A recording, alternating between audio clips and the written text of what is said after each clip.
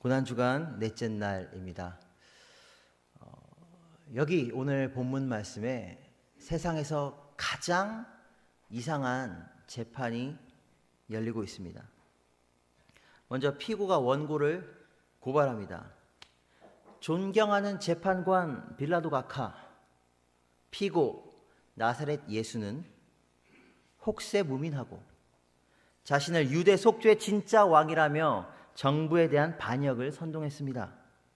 그 현혹된 백성이 많고 죄질이 매우 심각한 바 저의 원고 대제사장과 장로 일동은 피고 나사렛 예수에게 십자가형을 선고할 것을 요청하는 바입니다. 판사, 재판관 피고에게 묻습니다. 피고 측 변호인이 없군요. 스스로를 변호할 기회를 드리겠습니다. 피고이신 예수님은 침묵합니다. 판사가 다시 말합니다. 원고 측이 제시한 죄목과 증거들을 살펴본 바 로마 법에 따르면 피고 나사렛 예수를 기소하기에는 증거가 불충분합니다. 다급하게 원고 측에서 소리치기 시작합니다. 로마법에서는 그럴지 몰라도 우리 유대법에 따르면 그는 신성 모독자요 반드시 사형에 처해야 할 죄인입니다. 그는 자기를 하나님의 아들이라고 말합니다. 그러나 우리에게는 사형을 임명할, 언도할 권리가 없으니, 집행할 권리가 없으니 재판관께서 반드시 그에게 십자가형을 선고해 주셔야겠습니다.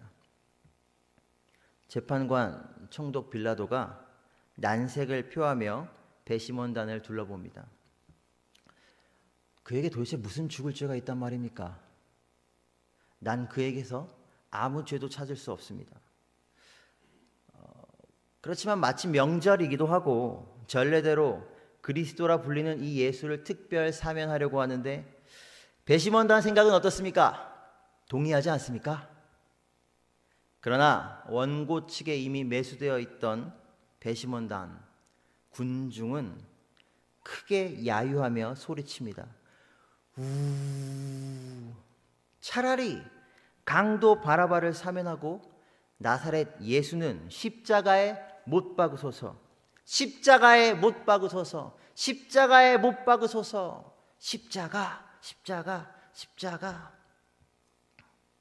재판관 총독 빌라도는 성난 군중의 모습에 위협을 느끼고 결국 그들이 원하는 대로 예수 그리스도를 십자가의 형을 선고합니다. 예수 그리스도에게. 이상하죠? 정상적인 재판이 아닙니다. 절대로 잘못된 판결입니다. 죄 없으신 하나님의 아들이 가장 잔혹한 십자가의 형벌을 받아 죽게 되셨습니다. 죄 없는 분이 죄인이 되었습니다. 사실 이 재판장에는 다른 죄인들이 있습니다. 이 재판장에 있는 누가 죄인입니까? 예수님을 제외한 모든 사람이 다 죄인인 것입니다.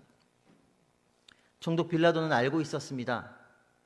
종교 지도자들이 시기심에 예수를 기소했다는 것을, 옳은 사람이라는 것을 아내에게도 들었고 예수님이 악한 일을 하지 않았다는 것도 알고 있었습니다. 각기 18절, 19절, 23절에서 그렇게 이야기합니다. 그러나 그는 밀란을 두려워했고 자신의 사회적 위치가 위협받는 것을 두려워했기 때문에 예수님을 십자가에 못 박습니다. 책임을 회피하려고 손을 씻지만 아무 소용이 없죠. 왜냐하면 역사가 그를 죄인으로 기억합니다. 본디오 빌라도에게 고난을 받아 십자가에 못 박혀 죽으시고 대제사장과 종교 지도자들 말할 것도 없이 죄인들이죠. 그들은 낮이 아닌 밤중에 공회가 아닌 대재판장의 사저에서 불법 집회로 예수님을 신문했고 예수님을 십자가에 못 박기 위해 자신들을 지배하던 로마 총독의 손을 빌립니다. 백성들을 열심히 설득하고 선동합니다. 20절에 나오는 내용입니다. 왜 십자가형이었을까요? 혹시 생각해 보신 적 있으십니까? 참수형이나 교수형이나 조금 더 가벼운 형벌이었다면 빌라도가 동조해 주기 쉽지 않았을까요? 고린도전서 1장 23절 상반부에는 이런 이야기가 등장합니다. 우리는 십자가에 못 박힌 그리스도를 전하니 유대인에게는 거리끼는 것이요. 당시 유대인들은 십자가를 아주 꺼리껴 했습니다. 왜냐하면 단순히 십자가 형벌이 끔찍하고 잔인해서가 아니라 로마의 강력한 압제를 상징하기 때문이 아니라 그들이 가진 구약의 말씀, 토라의 말씀에 근거한 십자가에 대한 생각 때문이었습니다. 신명기 21장 23절 하반절에는 이런 이야기가 등장합니다. 나무에 달린 자는 하나님께 저주를 받은 자라. 여기 나무라고 번역되어 있습니다. 우리는 십자가라고 하기 때문에 이 모양만을 떠올리지만 로마 제국 당시의 십자가를 상징하는 스타우루스라는 말은, 혹은 라틴어 크룩스라는 말은 십자가의 모양이 아니라 사람을 매다는 기둥이라는 의미를 가지고 있습니다. 그러니까 자연스럽게 유대인들은 구약 율법의 말씀을 떠올렸고 십자가 형벌에 죽은 자를 하나님께 저주받아 죽은 자와 동일시하였던 것입니다. 그러니까 지금 유대 종교 지도자들이 무엇을 하고 있는 것입니까? 당시 위대한 선지자, 위대한 스승 랍비, 나아가 어린 아이들조차 호산나 다윗의 자손 호산나, 높은 곳에서 우리를 구원하소서, 아이들이 노래하며 소리쳤던 다윗의 자손 메시아, 즉 그리스도라고까지 불리는 예수님의 인기를 떨어뜨리기 위해, 예수 그리스도를 하나님의 저주받은 자로 격화시키기 위해 의도적으로 십자가형을 요청하고 있는 것입니다. 왜 이렇게까지 했을까요? 성경은 18절 보면 그들의 마음에 시기심이 가득했기 때문이다 라고 이야기합니다. 죄인이죠. 군중들의 모습을 살펴보겠습니다. 그들은 며칠 전까지 호산나 다윗의 자손이여 호산나 외치던 사람들 중에 일부입니다. 승리를 상징하는 종려나무 가지를 흔들면서 예수님을 환영했고 존경의 의미로 자신들의 옷을 벗어서 예수님 앞에 깔았습니다. 그러나 이 열렬한 환영이 이제는 예수를 십자가에 못 박으라는 저주 어린 외침으로 변화되었습니다. 물론 지금 이 자리에 모여있는 군중이 그때 예수님을 환영했던 수많은 인파 중에 일부에 불과할지라도, 이들 대부분이 종교 지도자들의 하인이나 하수인에 불과할지라도, 또 미리 매수된 자들이 대부분이라 할지라도 이들은 너무 쉽게 손바닥 뒤집듯이 예수님을 버립니다. 왜냐하면 그들이 기대한 강력한 군사적 메시아가 아닌 로마 법정 앞에 초라하게 서 있는 메시아 예수는 절대로 그들이 바란 구원자의 모습이 아니었기 때문입니다.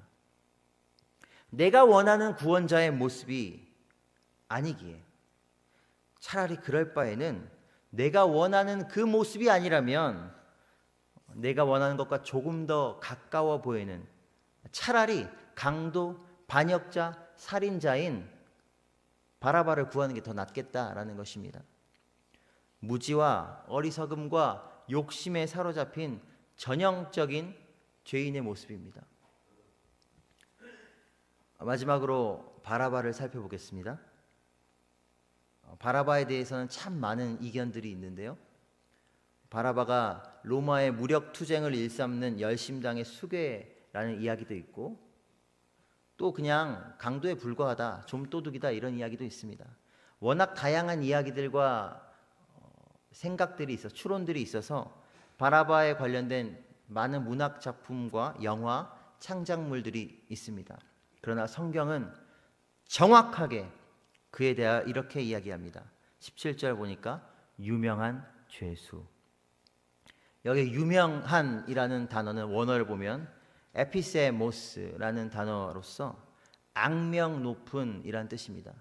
그러니까 유대인들에게나 로마인들에게나 악명 높은, 죄질이 나쁘기로 유명한 죄수가 바로 바라바였습니다. 요한복음 18장을 보면 그를 강도라고 이야기하고 있고, 마가복음 15장과 누가복음 23장은 그가 밀란을 꾸미고 폭동을 선동하고 살인하다가 잡힌 사람이라고 이야기합니다. 로마의 형법에 따르면 어떤 사람이 십자가형에 처해지느냐? 노예인데 주인의 목숨을 해쳤습니다. 그 경우 십자가형에 처해집니다. 속주 식민지 백성인데 반란을 일으켰습니다.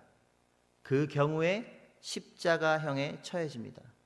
그러니까 로마법에 따르면 이 바라바야말로 정말 십자가에 매달려야 하는 사람인 것입니다. 죄인이죠. 그러나 오늘 본문은 이렇게 끝이 납니다. 마태복음 27장 26절. 이에 바라바는 그들에게 놓아주고 예수는 채찍질하고 십자가에 못 박히게 넘겨주니라. 비겁한 본디오 빌라도, 추악한 종교 지도자들, 탐욕스러운 군중들, 강도, 살인자, 반역자인 바라바, 이 이야기에서, 이 재판장에서 과연 누가 진짜 죄인일까요? 모두가 죄인이죠. 죄 없으신 하나님의 아들 예수 그리스도가 못 박히게 한 당사자들입니다. 그러나 우리가 한 번 더 생각해 보기를 원합니다. 이들만이 죄인일까요?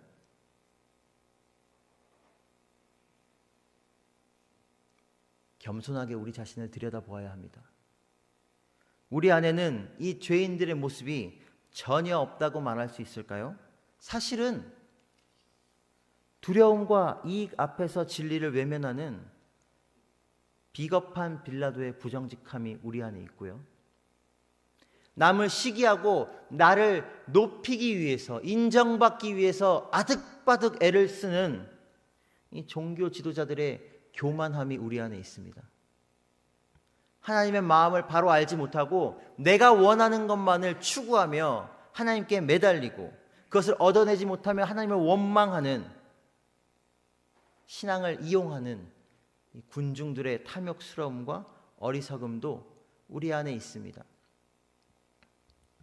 죽어 마땅했을 바라바, 십자가에 매달려야 마땅했을 바라바처럼 사실 우리야말로 존재로부터 하나님 나라의 반역자이지 않습니까? 죄인들이지 않나요? 이웃을 미워하고 빼앗는 자이지 않습니까? 적어도 예수님을 알기 전에는 확실하게 그러했습니다. 그렇다면 누가 진짜 죄인입니까? 이 이야기 속의 사람들만이 아니라 오늘 이 예배당에 있는 저와 여러분이, 우리 모두가 죄인입니다. 우리를 대신하여서 우리 때문에 그리스도께서 십자가에 못 박히신 것입니다. 아니, 엄밀히 말하면 우리가 예수님을 십자가에 못 박았습니다. 이사야 53장 3절 7절 말씀 보면 또 이렇게 이야기합니다. 그는 실로 우리의 질고를 지고 우리의 슬픔을 당하였거늘 우리는 생각하기를 그는 징벌을 받아 하나님께 맞으며 고난을 당한다 하였노라. 그가 찔림은 우리의 허물 때문이요 그가 상함은 우리의 죄악 때문이라. 그가 징계를 받음으로 우리는 평화를 누리고 그가 채찍에 맞음으로 우리는 나음을 받았도다. 우리는 다 양 같아서 그릇 행하여 각기 제 길로 갔거늘 여호와께서는 우리 모두의 죄악을 그에게 담당시키셨도다. 그가 곤욕을 당하여 괴로울 때에도 그 입을 열지 아니하였으며 마치 도수장으로 끌려가는 어린 양과 털 깎는 자 앞에서 잠잠한 양같이 그의 입을 열지 아니하였도다. 우리의 죄 때문에 우리가 달려야 할 저주와 형벌의 십자가에 하나님의 어린 양 예수 그리스도께서 달리셨습니다. 사랑하는 성도 여러분, 우리는 고난주간 특별 새벽 기도회로 이 자리에 모여 있습니다. 우리가 사순절을, 고난주간을 예수 그리스도의 고난과 죽으심을 묵상하고 동참하기 위해 모였습니다. 그것이 도대체 무슨 뜻일까요? 그리스도의 고난과 죽으심에 동참하기 위해서는 전제되는 것이 있습니다. 예수 그리스도의 사랑과 은혜를 감사하고 찬양하기에 앞서 내가 그 은혜를 받을 자격이 없는 죄인이라는 것을 먼저 깊이 깨닫고 인정하는 과정이 필요합니다. 그것을 깨닫지 못한다면 그것을 인정하지 못한다면 그저 예수님은 나에게 좋은 것 하나 더 해주신 좋은 분 정도만 끝날 것입니다. 그 십자가의 진정한 의미와 깊이와 은혜를 우리가 체험하지 못할 것입니다. 죄인이라고 스스로 여기지 않는 자들에게 왜 죄인을 위한 십자가가 필요하겠습니까? 왜 그 은혜가 필요하겠습니까? 나는 성경 속의 이 사람들과는 달라. 나는 아니야. 나 정도면 그래도 괜찮지. 라는 마음이 우리 안에 있지 않습니까? 그러나 성경 속의 이 죄인들의 모습이 나의 모습임을 깨닫게 될 때, 내 안에 빌라도가 종교 지도자들이 군중들의 모습이 있음을 깨달을 때, 아니 내가 바로 죽어 마땅한 이 바라바임을 깨달을 때, 깊이 그 사실을 인정하고 참회하고 회개할 때 우리는 비로소 십자가의 은혜를 맛볼 수 있게 되는 것입니다. 예수님께서 말씀하셨습니다. 많이 용서받은 자가 많이 사랑한다고. 이 이야기가 죄를 많이 지으라는 얘기는 결코 아니라는 것 잘 아시죠? 죄를 더 지을 필요도 없습니다. 우리는 어제 저녁부터 오늘 새벽까지 몇 시간 되지 않는데 그 짧은 시간 동안 우리의 말로, 행실로, 우리의 마음으로 하나님께 지은 죄만 가지고도 지옥 가기에 충분한 죄인들입니다. 본질적으로 그렇습니다.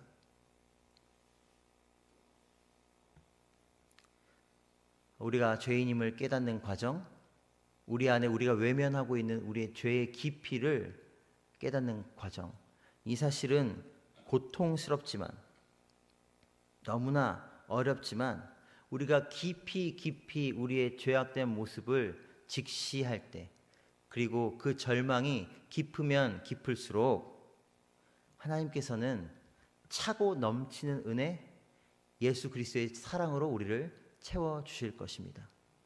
우리가 우리의 죄의 깊은 구멍을 주님 앞에 온전히 드러낼 때에 하나님께서는 그 깊은 우리의 영혼을 주의 사랑으로 넘치도록 채워주실 것입니다. 오늘 새벽 고난주간 이 십자가의 은혜로 더 깊이 나아가는 우리 모두가 되기를 간절히 소망합니다. 우리의 죄의 깊이를 직면하고 우리의 죄에 절망하고 그렇기에 우리에게 참된 소망, 유일한 구원자 되시는 예수 그리스도의 십자가의 사랑과 은혜로 감격하는 오늘 새벽 되기를 간절히 소망합니다. 기도하겠습니다.